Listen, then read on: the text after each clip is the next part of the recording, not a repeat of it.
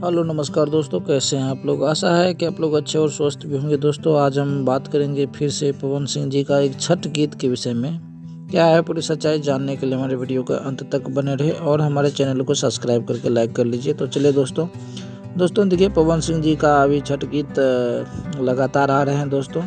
इसी बीच एक नया छठ गीत भी आया है जिसका नाम है आ गेले छठी मैया। यह काफ़ी अच्छा सॉन्ग है दोस्तों। मैंने आज आपके लिए यह वीडियो बनाया है इसलिए कि आप वीडियो आप ज़रूर सुनिएगा दोस्तों। काफ़ी अच्छा होने वाला है वीडियो और गाना भी बहुत अच्छा है, आप ज़रूर सुनिएगा क्योंकि अभी छठ पूजा है दोस्तों और धूमधाम से साफ़ सफाई शुरू हो गई है और अभी देख ही लीजिए।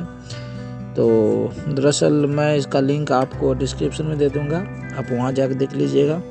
और यह गाना छठ पूजा पर ही बनाया गया है। इसके लिए आपको दिल से धन्यवाद देना चाहता हूँ कि आप हमारे वीडियो को देखे हैं। और जय हिंद दोस्तों, नमस्कार।